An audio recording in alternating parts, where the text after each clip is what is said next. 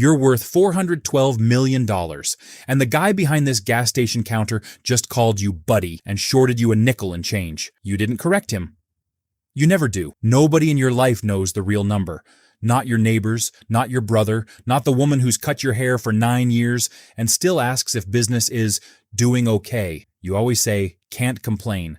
That's not modesty, that's architecture. And it started, of all places, in a gravel parking lot, behind a laundromat you didn't even own yet. 11 years ago, you were 29, driving a delivery route. And you noticed a gravel lot behind a shuttered feed store, going up in a county tax auction. Nobody bid on it. You did. $1,800 cash.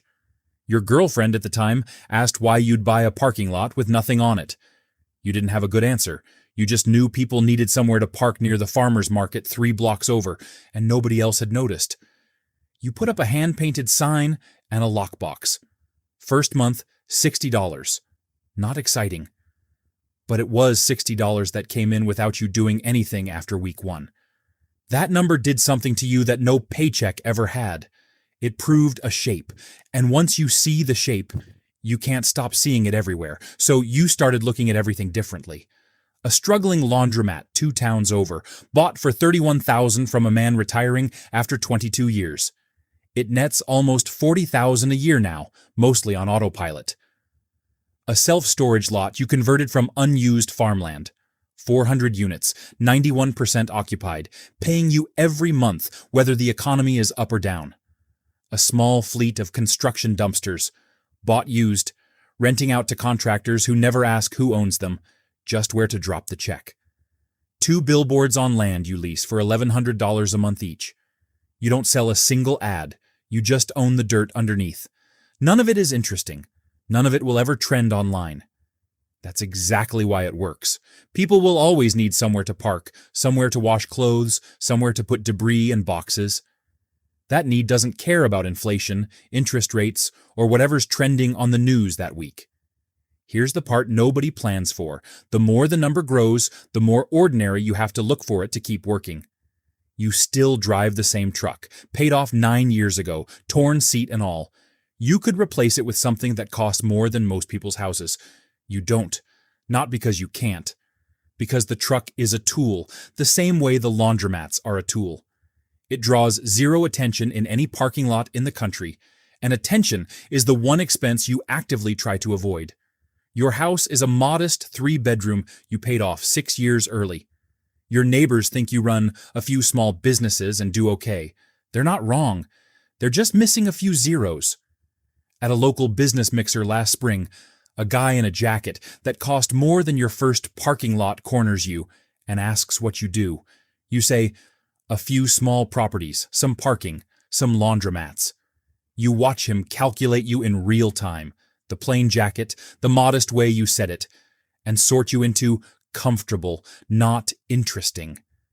He turns towards someone louder. That exact moment, that small dismissal, is worth more to you than anything else that happens that night. Because the second someone underestimates you, they stop watching you. And the second they stop watching, you're free to keep building without a single person asking for a piece of it. 3 months ago, your best friend since high school called about his food truck business. He needed $42,000 to expand into a real storefront.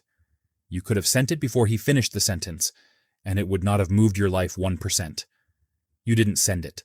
Instead, you drove out that Saturday and sat at his kitchen table for 4 hours, going through his numbers with him. The lease terms, the vendor costs quietly bleeding him. A small business grant he didn't know existed. 6 weeks later, he signed the lease without your money, funded entirely through what you helped him find on his own. He called you crying a little, saying he couldn't have done it without you. You never told him what you could have written the check for. That's not modesty either. That's understanding that some things you build and some things you're just handed. And only one of those actually changes a person.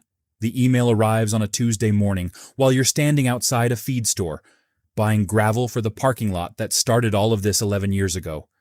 Subject line, Q2 summary, final. Total net worth, verified, $412 million. No confetti, no phone call, just a forklift, beeping somewhere behind you and a bag of gravel in your other hand. You reply with 3 words. Thanks, looks right, and drive back to patch the same pothole you've been meaning to fix for 2 years. Nothing about the outside of your life changes. That was never the point. The performance of wealth and the actual architecture of it are almost never found in the same person. If this made you look at boring a little differently, subscribe. Every week we break down how quiet, unglamorous decisions build real, lasting wealth. See you in the next one.